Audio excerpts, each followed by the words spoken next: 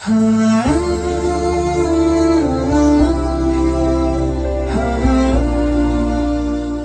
باللہ من الشیطان الرجیم، بسم اللہ الرحمن الرحیم۔ تمام تعریفیں اس پروردگار عالم کے لیے ہیں جو عالمین کا پالنے والا ہے۔ درود و سلام ہو محمد وآل محمد علیہ الصلاۃ والسلام پر۔ عزیز ناظرین، السلام علیکم ورحمۃ اللہ۔ آپ سبھی کا دل کی گہرائیوں سے استقبال کرتے ہیں اس خاص پروگرام راہ نجات میں۔ یقیناً ہمارے لیے اس دنیا میں بھی اور اس دنیا کے بعد جہاں ہمیں ہمیشہ رہنا ہے وہاں یہ راستہ راہ نجات، تو کچھ باریکیاں ہیں کہ جس پر ہماری نگاہ ہوتی ہے اور کبھی کبھی ہم اسے اوائڈ کر دیتے ہیں اور کبھی کبھی ہم نہیں جانتے ہیں۔ لہٰذا ایسے ہی موضوعات کو اس پروگرام میں ہم رکھ رہے ہیں آگاہ کی خدمت میں سوالیہ انداز میں، تاکہ اس کی ڈیٹیل آپ تک پہنچتی رہے۔ پچھلے ایپیسوڈ میں اگر آپ کو یاد ہو کہ کسی نے کسی کا اگر حق مار لیا ہے تو اس کے سلسلے سے قرآن کی آیات اور حدیثیں کیا تھی وہ آپ کی خدمت میں پہنچائی جا چکی ہیں۔ لہٰذا اس سلسلے کو، اس سفر کو اور آگے بڑھاتے ہیں، ملاقات کرواتے ہیں حجت الاسلام والمسلمین علی جناب مولانا وسیع حسن خان صاحب قبلہ سے۔ اگر السلام علیکم ورحمۃ اللہ۔ وعلیکم السلام ورحمۃ اللہ وبرکاتہ۔ اگر آج یہاں سے ہم گفتگو شروع کرنا چاہتے ہیں، اور یہ بھی بات اکثر سماج میں جو ہے ہمارے تمام ناظرین بھی گواہی دیں گے کہ وہ کہیں نہ کہیں سنے ہوں گے، یا ہو سکتا ہے ان کے ساتھ میں یہ کیس ہوا ہو کہ ایک صاحب نے ہم سے ادھار تو لیا، اب ہم کیا جانے کہ اس کے دل میں کیا چل رہا ہے، مگر وہ تو بعد میں راز کھلا کہ وہ اس نیت سے ادھار مانگ رہا تھا یا لے لیا اس نے کہ اب لیں گے مگر دیں گے نہیں ان کو۔ تو اس سلسلے سے کیا ہے روایات؟ اعوذ باللہ من الشیطان الرجیم، بسم اللہ الرحمن الرحیم، الحمد للہ وصلی اللہ علی رسول اللہ وآلہ الطاہرین۔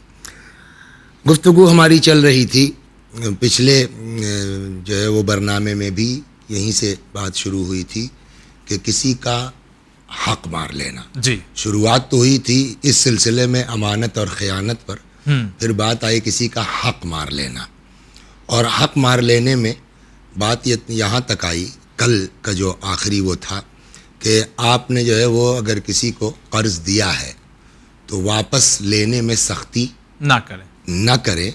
اس پر اور بھی روایتیں انشاءاللہ اگر خدا نے توفیق دی تو شاید آگے بیان ہوں گی، یہاں تک کہ جو ہے وہ امام فرماتے ہیں کہ آپ کو حق نہیں ہے کہ اپنے قرض کی بنیاد پر کسی پر اتنا دباؤ بنائیے کہ وہ اپنا مکان بیچ دے۔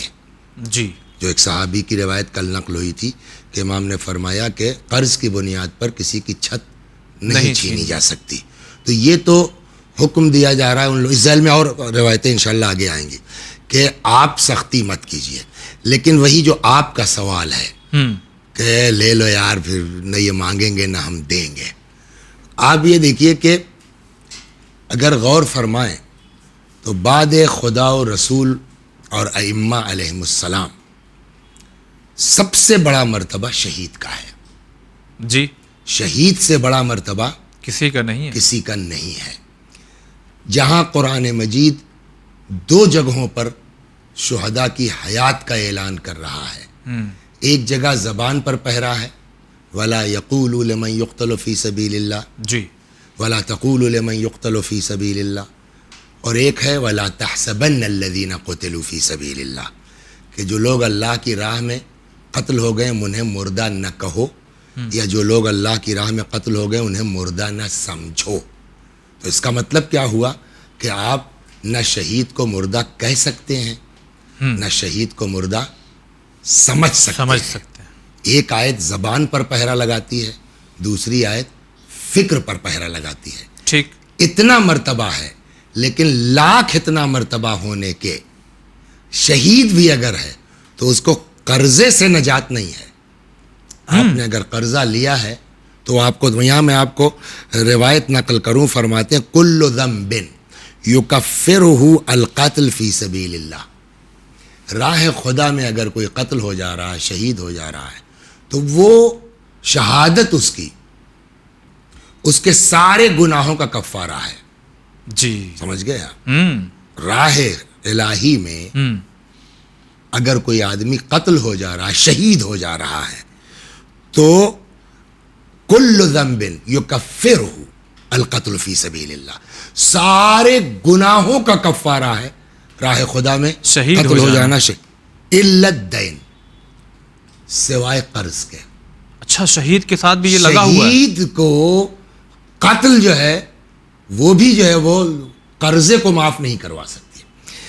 الا الدین لا کفارۃ لہ الا ادا، قرض کا کوئی کفارہ نہیں ہے سوائے اس کے کہ اس کا قرض ادا کیا جائے، او یعفو الذی لہ الحق، یا وہ آدمی معاف کر دے اچھا، کہ جس کا حق ہمارے اوپر ہے۔ لیکن اگر وہ معاف نہیں کرتا، ہم راہ خدا میں شہید بھی ہو جا رہے ہیں، تو اس کی معافی نہیں ہے۔ نہیں ہے۔ چنانچہ اسی طرح کی روایت وسائل الشیعہ میں بھی ہے کہ اول من قطرۃ من دم الشہید کفارۃ لذنوبہ، شہید کے خون کا پہلا قطرہ جو زمین پر گرتا ہے اس کے سارے گناہوں کا کفارہ ہے الا الدین، سوائے قرضے کے۔ فإن کفارتہ قضاؤہ، اس لیے کہ قرض کا کفارہ سوائے ادائیگی کے کچھ نہیں ہے، لیا ہے دینا پڑے گا۔ سارا مرتبہ آپ کا اپنی جگہ، لیکن 8 آنا بھی کسی کا ہے، 4 آنا بھی کسی کا ہے، تو وہی صورت ہے، یا تو آپ ادا کیجئے یا جس کا ہے جی وہ معاف کر دے، اس کے علاوہ کوئی صورت نہیں ہے۔ صحابہ میں سے ہیں انصار، یعنی مدینے کے رہنے والے صحابی مر گئے۔ ان رجلا من الانصار مات، اصحاب میں سے صحابہ میں سے ایک شخص کا انتقال ہو گیا، وعلیہ دیناران دینا، زیادہ نہیں، کتنا تھا؟ 2 دینار اس کے اوپر قرضہ تھا۔ فلم یصلی علیہ النبی، پیغمبر نے ان کی نماز جنازہ اچھا نہیں پڑھائی۔ رسول اللہ نے اس صحابی کی نماز جنازہ پڑھانے سے انکار کر دیا۔ وقال، فرمایا، صلو علی صاحبکم، جاؤ بھائی تم لوگ نماز پڑھا لو ان کے، حتی ضمنہا عنہ بعد قرابتہ، یہاں تک کہ ان مرحوم کے کچھ رشتہ دار آئے، انہوں نے رسول اللہ کے سامنے گارنٹی لی کہ صاحب آپ نماز پڑھا دیجئے، ہم ان کا قرضہ ادا کریں گے۔ سمجھ گئے آپ؟ جی، تب جا کر کے رسول اللہ نے ان کی نماز پڑھائی ہے۔ تو آپ دیکھیے کہ قرضہ لیا، وہ بھی کسی کا حق ہے نا، آپ نے لیا دینے کی نیت سے، اور آپ کی نیت یہ کہ ہم نہیں دیں گے، تو یہ بھی اسی حق مارنے کے ذیل میں آتا ہے۔ اب اس سے بڑھ کے تو کچھ نہیں ہو سکتا نا کہ رسول اللہ صلی اللہ علیہ وآلہ وسلم نے جو ہے وہ نماز پڑھانے سے انکار کر دیا۔ ایک صحابی ہے امام باقر علیہ الصلوۃ والسلام کے، سنیے جی، ان کا نام ہے ابی ثمامہ۔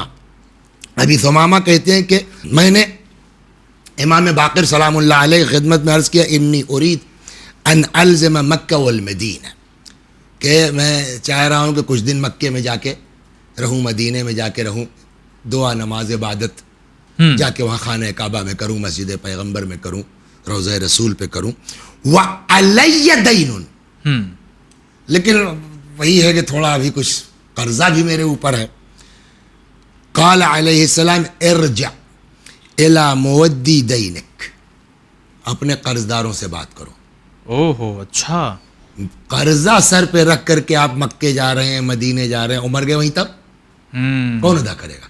ارجع الی مودی دینک، اپنے قرضداروں کے پاس جائیے، وانظر ان تلقی اللہ تعالی ولیس علیک دین، دماغ میں رہے کہ اس عالم میں خدا کی بارگاہ میں جاؤ کہ تمہارے اوپر کسی کا قرض باقی نہ ہو، کہ کوشش ہم یہ کریں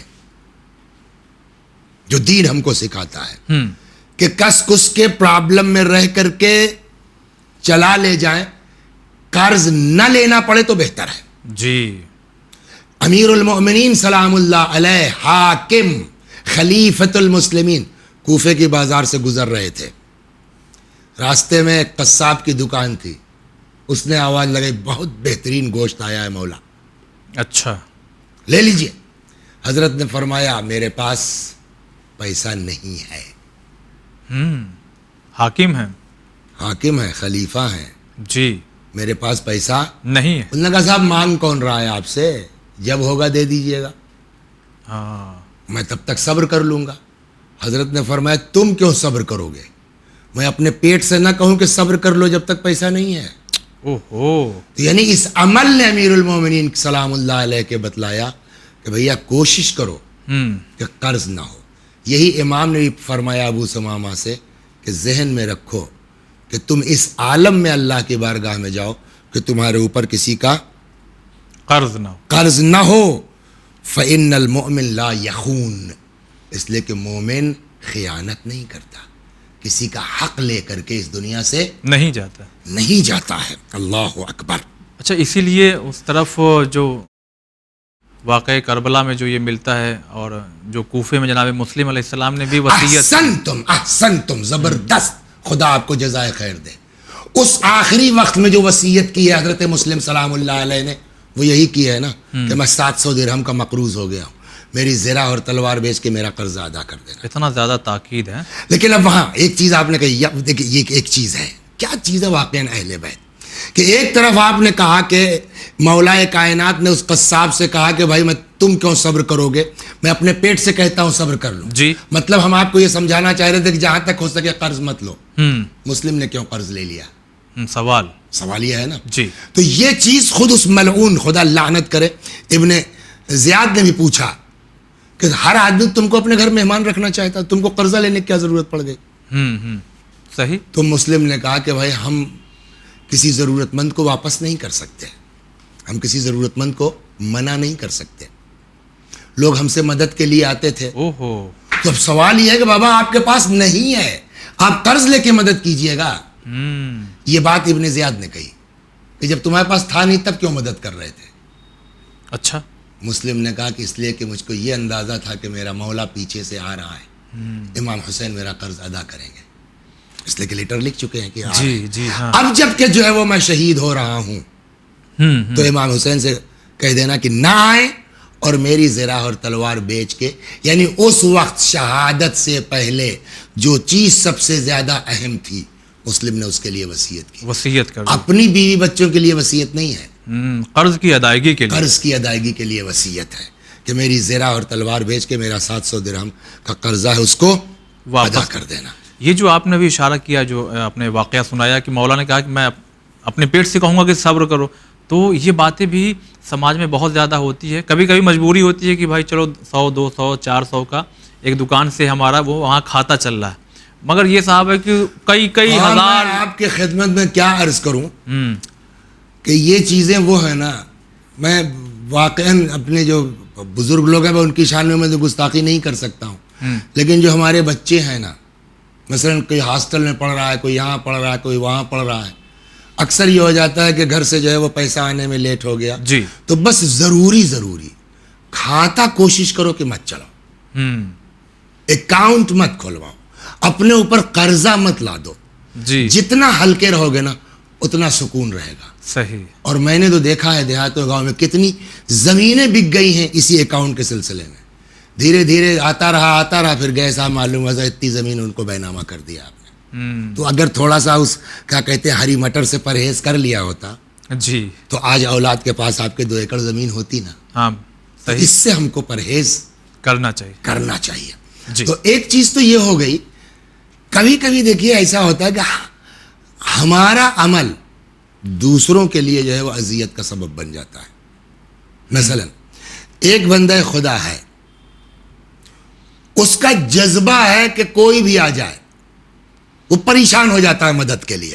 ایسے بھی لوگ دنیا میں ہیں، ان سے مانگ کے ان سے مانگ کے مدد کرتے ہیں، قرضہ دیتے ہیں. اب آپ نے قرضہ لے لیا، جی، اس نے بیچارے کہیں سے ادھر ادھر سے انتظام کر کے دیا یا اپنے پاس ہی سے دیا. ایک آدمی 2 آدمی اب واپس ہی نہیں کر رہے ہیں، پھنس گیا اس کا پیسہ. اس نے کہا یار عجیب لوگ ہیں یار، لیتے ہیں دیتے نہیں، چھوڑو آج کے بعد سے میں کسی کی مدد نہیں کروں گا. اب اس نے طے کر لیا کہ آج کے بعد سے میں کسی کی مدد نہیں کروں گا. ایک آدمی واقعاً ضرورت مند تھا، اس کے پاس آیا کہ یہ لوگوں کی مدد کر دیتے ہیں. وہ اتنا جھیل چکا تھا، صحیح ہے نا، کہ اس نے طے کر لیا کہ مجھ کو کسی کی مدد نہیں کرنی ہے. وہ آیا کہنے لگا صاحب یہ ہے، یہ کہنے بھیا جاؤ یار، ہم اتنا میرا اب میں کسی کی مدد نہیں کرتا. تو انکار اس نے کیا ہے نا، صحیح. لیکن جانتے ہیں مین سزا کہاں جا رہی ہے؟ ان لوگوں پر جا رہی ہے جنہوں نے قرض لے کے ادا نہیں کیا اور اس کو یہ ڈیسیژن لینا پڑا. چنانچہ میں آپ کو اس سلسلے میں بڑی غضب کی روایت، امام نے لعنت کی ہے ایسے لوگوں کے اوپر کہ جو اپنی حرکت سے دوسروں کو نیکی سے روک دیتے ہیں. فرماتے ہیں لعن اللہ قاطعی سبیل المعروف، اللہ لعنت کرے ان لوگوں کے اوپر جو نیکی کے راستے میں رکاوٹ بنتے ہیں۔ کیا مطلب نیکی کے راستے میں رکاوٹ بنتے ہیں؟ امام فرماتے وہ کون ہے کہ جو نیکی کے راستے میں رکاوٹ بن رہا ہے؟ الرجل یصنع الیہ المعروف، وہ انسان ہے کہ جس کے ساتھ نیکی کی گئی ہے، فیکفرہ، اور وہ بجائے جو ہے وہ احسان ماننے کے جی لے کے ہڑپ کر گئے، ادا بھی نہیں کر رہے ہیں اور چار باتیں اور سنا رہے ہیں، نتیجے وہ سامنے والا تب گیا کہ میں کسی کی مدد نہیں کروں گا، تو فَيَمْنَعُ صَاحِبَهُ مِنْ أَنْ يَصْنَعَ ذَلِكَ إِلَى غَيْرِهِ، تو اب اس نے جو ہے وہ طے کر لیا کہ ہم کسی کے ساتھ نہیں کریں گے۔ اچھا، تو وہ اس نے کیوں طے کیا کہ ہم کسی کے ساتھ نہیں کریں گے؟ آپ کی حرکت کی وجہ سے نا۔ امام نے فرمایا اللہ آپ کے اوپر لعنت کرے کہ آپ کی وجہ سے وہ انسان اب دوسروں کے ساتھ نیکی نہیں کر رہا ہے۔ تو کیا اسی لعن اللہ قاطعی سبیل المعروف، امام نے کہا جو نیکی کے راستے میں رکاوٹ بنتا ہے اللہ اس کے اوپر لعنت کرے۔ تو کیا اسی زمرے میں وہ لوگ بھی آئیں گے، مثلا کہ یہ ایک شخص ہے مشہور ہے، لوگ اس کے پاس آتے ہیں، مگر دو چار لوگ آئے الگ الگ علاقے سے، یہ آیا فیس مانگنے، وہ آیا بیماری لے کر کے اپنے، وہ آیا گھر، اور سب جھوٹے ہیں، نہ ان کے یہاں کوئی بیمار ہے، نہ ان کے یہاں کوئی فیس کی ضرورت ہے، نہ ان کا کوئی گھر گر رہا ہے، لے کر کے بس یعنی اپنی زبان میں کہا بیوقوف بنا یہ آئیں گے اسی زمرے میں آئیں گے نا، کہ آپ نے اتنا زیادہ اس بیچارے کو جھلایا ہے کہ اب وہ ہر آدمی کو جھوٹا سمجھ رہا ہے۔ صحیح، یہ اور بات ہے کہ اس سے پہلے کل ہی تو شاید بات نہیں، کسی اور پروگرام میں بات آئی ہے کہ یہ چیز جو ہے وہ، اچھا آپ نے سوال کر لیا، میں یہاں بھی اس کو نقل کر دوں، اس کے علاوہ کسی پروگرام میں آئی ہے بات کہ سوال کیا کہ مولا ہر مانگنے والا ضرورت مند تو نہیں ہوتا، صحیح، کیا کریں؟ امام نے فرمایا انا نعطی غیر المستحق حذرا من المستحق، ہم لوگ غیر مستحق کو بھی کچھ نہ کچھ دے دیتے ہیں اس ڈر میں کہ کہیں اس چکر میں ان لوگوں کی وجہ سے کوئی واقعی ضرورت مند چھوٹ نہ جائے۔ اور ایک روایت میں تو یہاں تک بھی پوچھا گیا کہ مولا یہ بتائیے سب جھوٹ فریب ہوتا ہے، کیا کریں؟ صحیح، اچھا ایک تو یہ کہ ہماری اوقات ہے، دن بھر میں 50 آدمی آتے ہیں، اس دن ہم نے مثال بھی دی تھی کہ آپ جمعے کی نماز پڑھ کے نکلے خواجہ مسجد سے، 15 لوگ ہاتھ پھیلائے کھڑے ہیں، جی کیا کریں؟ میری اوقات نہیں ہے۔ امام نے کہا کہ کم از کم 3 لوگوں کو دے دو، انف ہے تمہارے لیے، جتنا ہے بتا دیں، 3 لوگوں کو دے دو انف ہے تمہارے لیے۔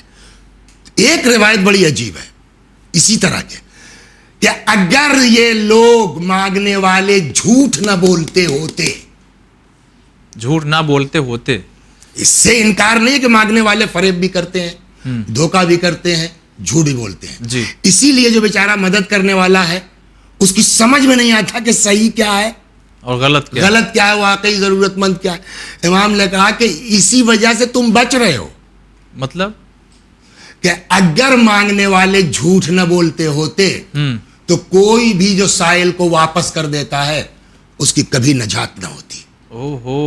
یہ ذریعہ بن گئے، لیکن چونکہ یہ چیز ہے کہ ہاں بھائی جھوٹ بولتے ہیں، تو کل تمہارے لیے ایک چانس ہے کہ مولا بہت سے لوگ جھوٹ بولتے ہیں، میں سمجھا کہ شاید یہ بھی غلط کہہ رہا ہوں، تو ان جھوٹوں سے ایک فائدہ ہمارا یہ ہے کہ آپ بچ جائیں گے۔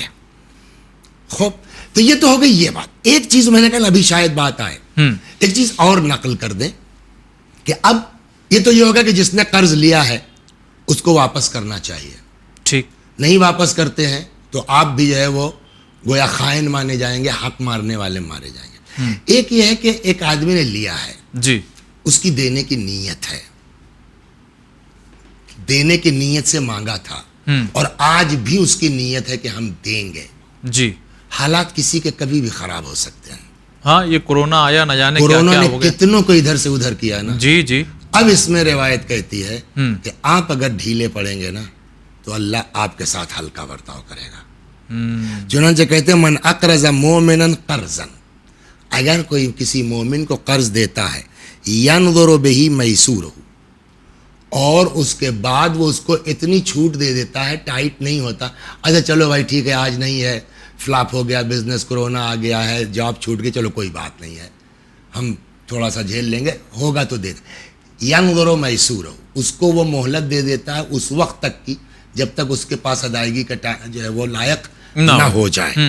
امام فرماتے ہیں کانا مالہ فی یدہ زکات، جب تک یہ قرضہ اس کے پاس رہے گا تب تک تمہارا یہ پیسہ اللہ کے ہاں زکات میں کاؤنٹ ہوتا رہے گا، صدقے میں کاؤنٹ ہوتا رہے گا. وَكَانَ هُوَ فِي صَلَاةٍ مِّنَ الْمَلَائِكَةِ، اور تب تک فرشتے اس آدمی کے اوپر جس نے دیا ہے فرشتے صلوات پڑھتے رہیں گے. سبحان حَتَّى يُوَدِّيَهُ، یہاں تک کہ آپ کا پیسہ آپ کو واپس مل جائے. یعنی جب تک واپس نہیں ہوتا ہے تب تک فرشتے صلوات پڑھتے رہیں گے تمہارے اوپر، اور تب تک یہ پیسہ تمہارے لیے بولیے زکات میں کاؤنٹ ہوتا رہے گا. ایک یہ دوسری روایت تو آپ صدقہ کتنا نکالتے ہوں گے؟ 5 روپیہ، 5 10 15 حیثیت کے مطابق. 50 بس نا، 50,000 تو کوئی نہیں نکالے گا نا، 5,000 تو کوئی نہیں نکالے گا نا. ایک روایت یہاں اور بھی زبردست ہے. فرماتے من اقرض اخاہ المسلم، اگر کوئی اپنے کسی برادر مومن کو قرضہ دیتا ہے، کانا بکل درہم اقرضہ مثل جبل احد، ہر درہم کے عوض جو اس نے قرضہ دیا ہے احد پہاڑ کے برابر اس کو اجر ملے گا. وہ طور سینا، کوہ طور کے برابر نیکی لکھی جائے گی. وَإِن رَفَقَ بِهِ فِي طَلَبِهِ، اور اگر واپسی میں آدمی اس کے لیے جو ہے وہ نرمی کا برتاؤ کرے تو صراط سے ایسا گزرے گا جیسے بجلی کی رفتار ہوتی ہے، اس طریقے سے صراط سے گزرے گا. ایک دوسری روایت میں یہ ہے کہ اگر آدمی کسی کو قرضہ دیتا ہے اور ایک ڈیٹ طے ہوئی کہ آج ہم یہ قرضہ دے رہے ہیں صاحب 15 جنوری تک ادا کر دیں گے، جی ٹھیک ہے، تو یہ تو آپ کا ہو گیا کہ 15 جنوری تک ادا کر دیں گے. آپ کے اکاؤنٹ میں ایک ثواب تو یہ فائنل ہو گیا، ٹھیک، طور سینا کے برابر اور جبل احد کے برابر آپ کو ثواب ملتا رہے.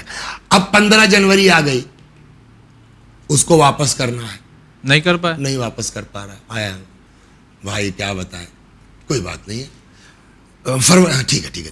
اب جب تک وہ جو ڈیٹ فکس ہے وہاں تک تو یہ ثواب ہوا نا جی. اب جو ڈیٹ فکس ہے اس میں نہیں دے پا رہا ہے، اب اس کے بعد سے جتنا دن لیٹ ہوگا، اچھا، ہر دن وہ پوری رقم صدقے میں کاؤنٹ ہوگی.